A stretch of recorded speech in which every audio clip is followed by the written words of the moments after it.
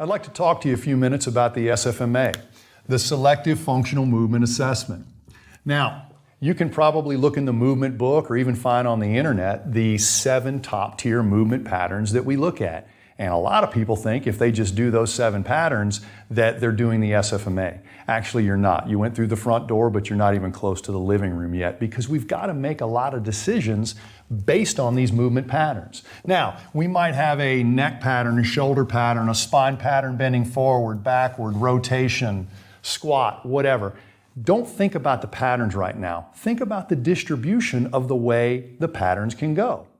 Let's say we're looking at a toe touch right here. Can you or can't you? And if you can, does it hurt? And if you can't, does it hurt? So as we start looking at movement patterns, we have this one that's painful, but you were able to cover normal range of motion. There's nothing in your motion that needs to be fixed other than the fact that it hurts. So it is functional and painful. We get to another pattern where you can't even cover your range of motion that we consider normal. That's dysfunctional, but it's non-painful. And then we could keep going through. This one's functional, non-painful. That's largely normal.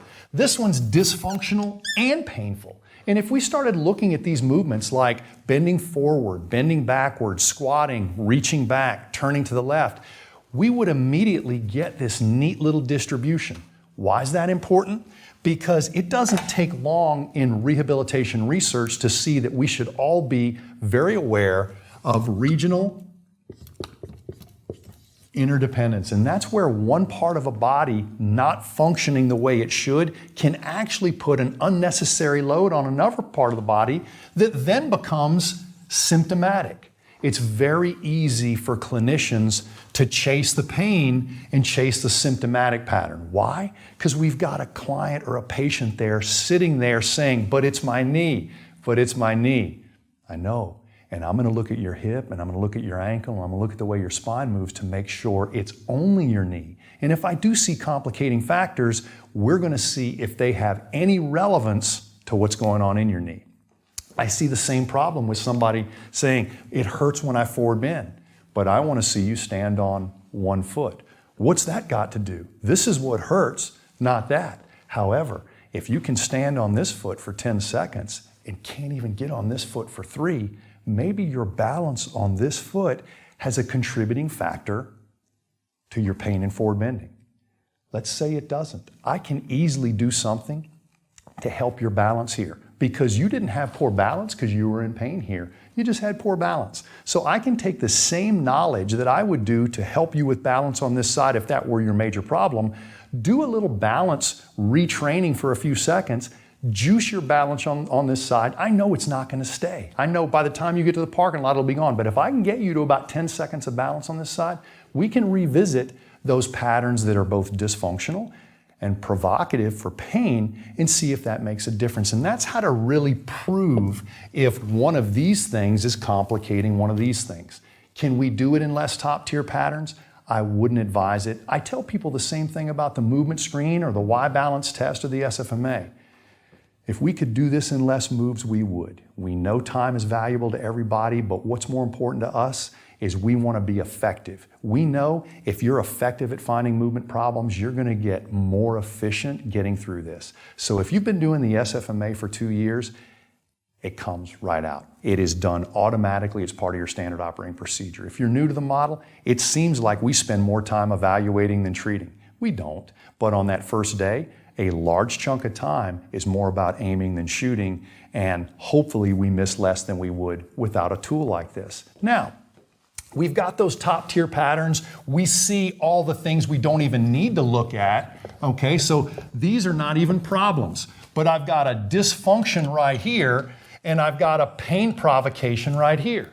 Now, we know this pattern, and we know some special ways we can look at this pattern. The spine behaves differently standing than it does laying down. We call these positions loaded and unloaded. And so if we break out your movement behavior into different areas like this, man, this starts looking complicated and confusing. But if you just follow that flow chart, you will quickly arrive at a question that you can answer at the top tier. You want to know what it is?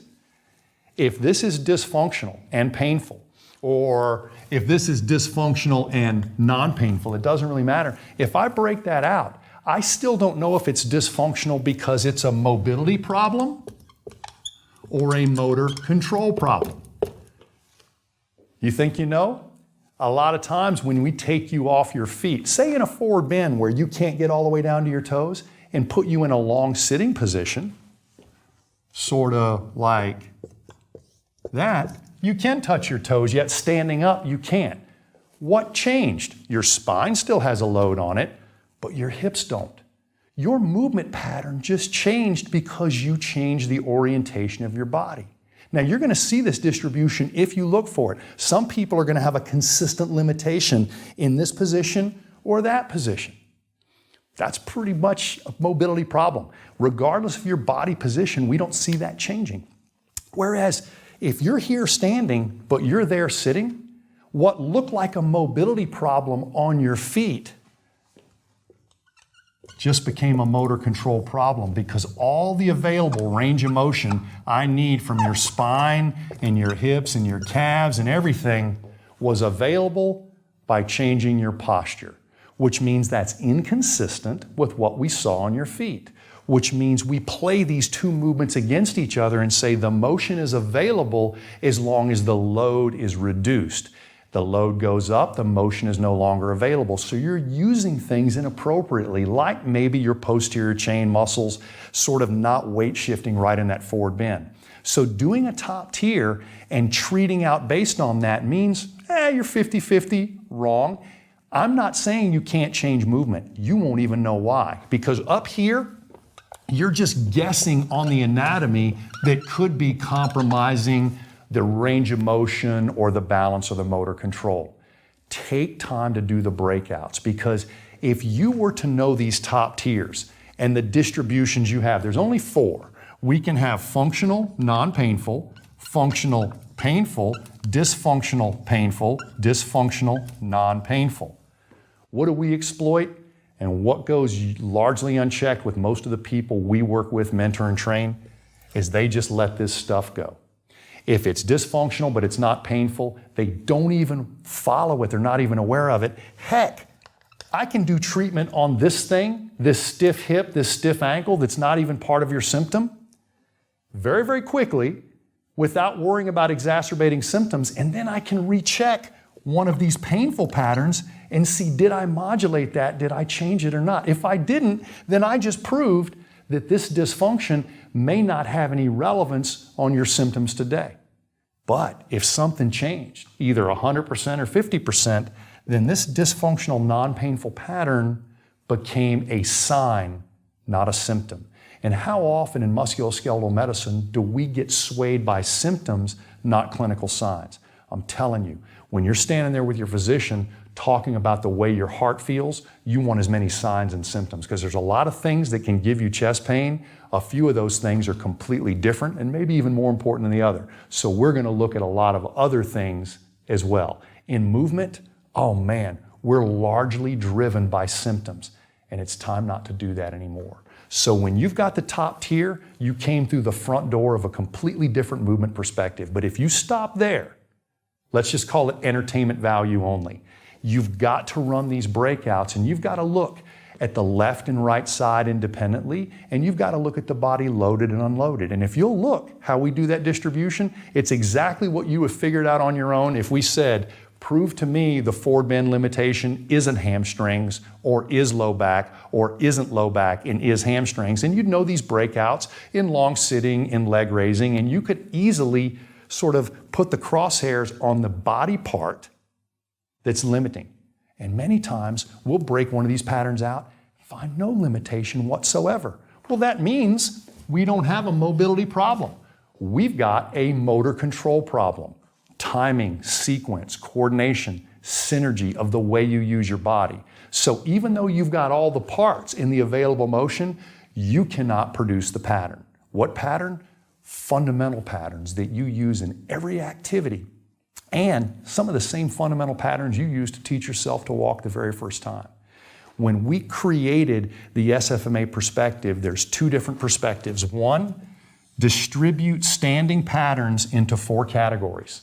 And then find as many dysfunctions as possible that aren't related to the symptoms, because that in lies the combination to truly proving individual case by case regional interdependence. So you cannot tell me with a degree of certainty that I feel comfortable with, are you flunking or in pain on these problems because of mobility and motor control until you do the breakout. So embracing the SFMA and not doing the breakout means you didn't truly embrace the SFMA. So please look at the breakouts, look at the way we sort of get to our treatment problem. And for those of you that are looking for a little more clinical mentoring, this is a model that does that. Because what is it? It's a feedback loop. I can lay this down the first day and revisit any of these things with my treatments, with my exercises, with my recommendations, and see relevance. And there's one other perspective I want you to know about. Early in my career, I realized that sometimes what the patient told me wasn't consistent with their signs. I could make a lot of progress with them, but they would come back the next day, the complaints are up, the symptoms are up, but yet single leg stance and forward bending is actually better. What do I say? Hey, we were pretty aggressive the other day and we had a really good session, and I'm very, very sorry that you're sore or uncomfortable from that, but let me tell you something, we're covering marks we didn't cover the first day. 90% of the time, that's all they need to hear.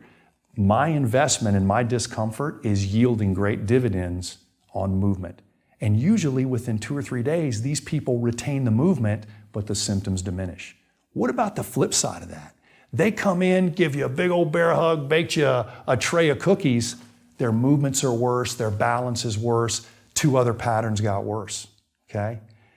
Emotionally, they like the connection. Obviously, you're a likable person. Maybe they're having a good day because they just got a winning lotto ticket. However, from a movement perspective, they're getting worse, and they're getting worse on your watch. If you based everything you feel about your treatment on the way they treated you today, the one that gave you the cookies is the treatment you would continue, and the one that's complaining is the treatment you wouldn't, and they should be inverted. Stick with what's changing the signs and adjust the load so the symptoms aren't exacerbated. But just because somebody's having a good day doesn't mean they're moving better. We have the technology to tease that out, and if you don't lay the baseline down the first day, you don't get the feedback, and if you make a huge difference, it's going to be hard to prove you get the credit for that.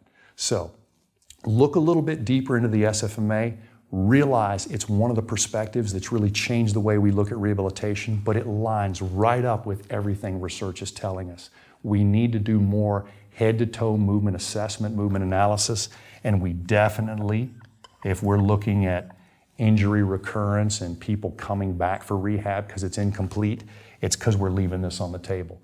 Most of the time, we often discharge people with less symptoms. But if they have the same level of dysfunction, and we know movement dysfunction causes compensation, substitution, bad movement habits, then we got a problem. If you truly believe that movement dysfunction is a driving force between symptoms that come on later, and you're not taking clinical opportunities to map that out, I got one question for you. If not us, who will? For more information, visit functionalmovement.com.